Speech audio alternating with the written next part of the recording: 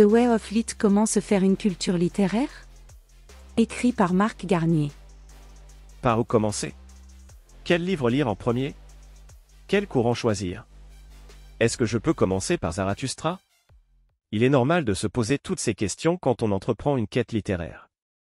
Le problème de ces questions est qu'elles ont bien souvent des réponses multiples. Vous trouverez un lien vers la carte en haute définition dans la description de la vidéo. En fonction des individus. Cependant, nous restons tous des sapiens au comportement relativement similaire à l'échelle macroscopique de la société. Alors, une introduction commune à la littérature n'est pas nécessairement malvenue pour une commune humanité. Plutôt que de vous donner une liste de livres à traiter, je vous propose carrément une carte guidée pour une introduction aux sciences humaines, sociales et littéraires, The Way of Lit, la voie de la littérature, mais c'est moins stylé en français. La carte forme un parcours composé d'une quarantaine d'auteurs et des propositions d'ouvrages pour chacun d'eux. La totalité de la carte devrait représenter 60 à 80 livres. On pourrait recommander de lire au moins 1 ou 2 livres par auteur traité, en plus des recherches complémentaires à réaliser de manière potentielle, forum, wiki, YouTube. La carte s'inspire des diagrammes que l'on peut trouver sur 4chan qui s'attardent bien souvent à réaliser des cartes non guidées d'ouvrages ou alors sur seulement un seul auteur. Vous trouverez un lien vers la carte en haute définition dans la description de la vidéo. Pour qui est faite la carte? Pour celle-ci, j'ai tenté de me baser sur mon propre profil qui est, sans nul doute, dans la moyenne. Je vous laisse le soin de juger de la pertinence de la déduction par le vécu. Donc, si vous n'avez pas ou peu reçu d'éducation littéraire au lycée ou à la maison, ce qui n'est pas dramatique en soi, la carte vous sera utile. De manière générale, elle intéressera toute personne qui, consciente de son manque de bagage culturel, cherche à cerner et s'approprier les principales références littéraires et des humanités. Ici, le mot littéraire englobe aussi sciences humaines et sociales. On pourrait rétorquer qu'une carte guidée est une idée quelque peu saugrenue, comme s'il n'y avait qu'une trajectoire à suivre pour cette entreprise intellectuelle. Bien que le caractère monolithique de la carte semble évident, il faut davantage la percevoir comme l'un des phares qui éclairent l'océan tumultueux du monde littéraire dans lequel chacun de nous manque de faire naufrage, ou là. En d'autres termes, ici rien n'est impératif et vous pouvez contourner et ajouter des auteurs à votre guise. Qui a fait la carte et comment? C'est moi-même, à l'aide de mes propres lectures et recherches. J'y ai représenté ceux qui me semblent être les acteurs fondamentaux de la pensée classique et contemporaine en suivant une certaine chronologie, sans passer par les écoles présocratiques et scolastiques qui s'éloignent toutes les deux des sciences humaines. Initialement, j'avais réalisé la carte pour un collègue écossais, raison pour laquelle elle est en anglais. Mais sa compréhension reste accessible à tous. Une traduction est prévue, en attendant, je vous invite à utiliser l'outil de traduction que vous souhaitez pour ceux qui ne sont pas bilingues. Les auteurs et les courants de pensée qui leur sont associés font tous partie d'un ensemble immense et nébuleux. C'est pour cette raison que j'aurais aimé connaître un chemin limpide beaucoup plus tôt et de me laisser prendre par la main au lieu de patauger et hésiter sur ce qu'il fallait lire en priorité. La carte se divise en 3 parties. Phase antique, on y retrouve les courants principaux de l'Antiquité grecque et romaine. On part des premières mythologies grecques qui influencent encore aujourd'hui la culture occidentale jusqu'à la sagesse de l'école stoïcienne. Phase moderne, on y retrouve l'humanisme de la Renaissance et le siècle des Lumières. La première modernité est le premier grand bond dans la pensée philosophique avec la redéfinition de multiples concepts et l'apparition des courants majeurs comme l'idéalisme ou l'empirisme et le début de l'universalisme français.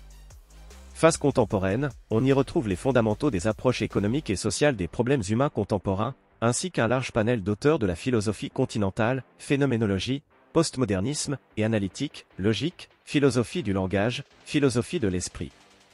C'est peut-être la phase la plus pertinente de la carte, car elle met en évidence 2 traditions philosophiques qui s'opposent dans la méthode et la nature des sujets investigués.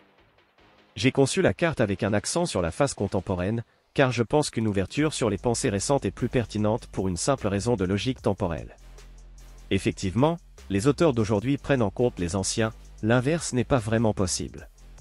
Ou encore, la phase contemporaine est accentuée, car les problématiques des ouvrages sont beaucoup plus actuelles que celles évoquées par Descartes en 1630.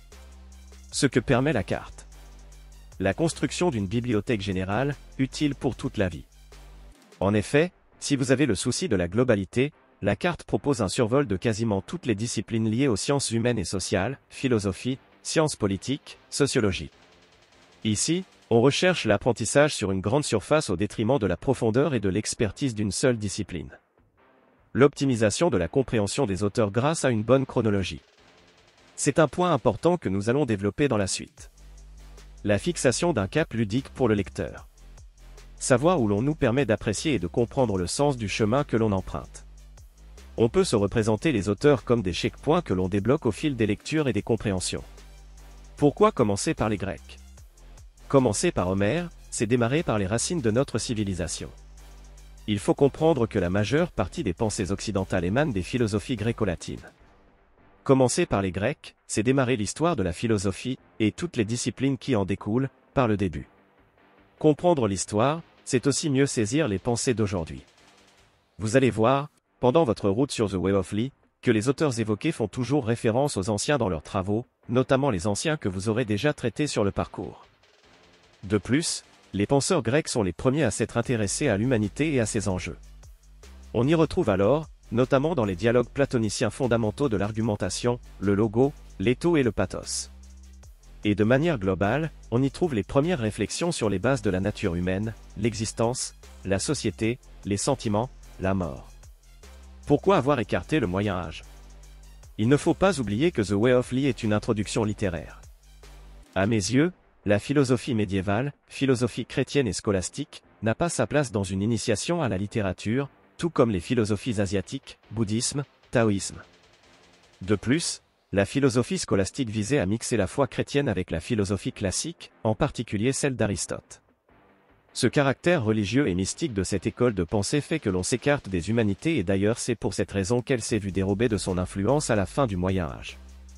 Néanmoins, rien ne vous empêche de les intégrer au parcours si vous y tenez, notamment en parcourant les travaux de Thomas d'Aquin, l'un de ses principaux représentants. Où est la Bible? L'absence du Premier et du Second Testament est sans doute l'un des défauts de la carte. Combiner Homère et la Bible me semble être trop lourd pour une simple introduction. Si vous tenez tout de même à la présence de la Bible, je vous propose de suivre en parallèle le Hammond Bible Reading Plan. Le plan se trouve dans le même drive que la carte. C'est un plan qui vous donne une compréhension partielle de la Bible sur 30 jours en parcourant ses passages significatifs. La Bible faisant 2700 pages en taille de caractère 8, il vaut mieux un bref survol de l'ouvrage qu'un abandon après 2 semaines de lecture éprouvante. Si cela semble indispensable à vos yeux, il existe aussi des abrégés. C'est trop compliqué, que faire? Pas si simple de commencer The Way of Lee quand on n'a jamais eu une expérience sérieuse de la lecture au préalable. Je vous renvoie dans un premier temps vers le livre How to Read a Book qui vous donne une méthodologie concrète de la lecture. Ensuite, je vous invite à faire des recherches complémentaires en ligne sur les ouvrages que vous êtes en train de lire. Si vous sentez qu'un auteur est trop compliqué à traiter, n'hésitez pas à abréger votre lecture et à vous renseigner sur Wikipédia, les forums et YouTube. Je trouve dommage de se flageller quand on accède à la connaissance par la vulgarisation au détriment de l'ouvrage originel. Dans une démarche d'expertise, la vulgarisation doit nécessairement être évitée, mais pour une introduction, elle est souvent indispensable. Le but d'un livre n'est pas de l'avoir lu et analysé à 100%. Si vous avez compris les théories et les concepts évoqués dans le livre, même sans l'avoir lu en entier, grâce aux recherches complémentaires, passez à la suite. Il n'est jamais dramatique de ne pas finir un livre, ce qui est dommage c'est de passer à la suite sans avoir compris l'auteur que vous traitiez. Il faut garder à l'esprit que ce qui est important, c'est d'avoir saisi ce que l'auteur voulait dire et de pouvoir s'en servir comme d'une référence dans vos travaux et vos discussions. Note de Nîmes. Le voyage proposé ici me semble être un travail remarquable dans lequel je me retrouve en grande partie. Je ne ferai cependant pas l'impasse sur les présocratiques et les auteurs chrétiens. Des auteurs comme Parménide, Héraclite ou encore Saint Augustin me semblent capitaux. Je le compléterai également par les lectures scientifiques les plus récentes pour offrir un autre point de vue objectif. Vous pouvez trouver une bibliographie complète d'EMES recommandations des lectures en description de la vidéo. Elle sera mise à jour régulièrement au fil de mes lectures. Les liens vers les livres sont des liens affiliés, si vous les achetez par ce biais vous soutenez Rage.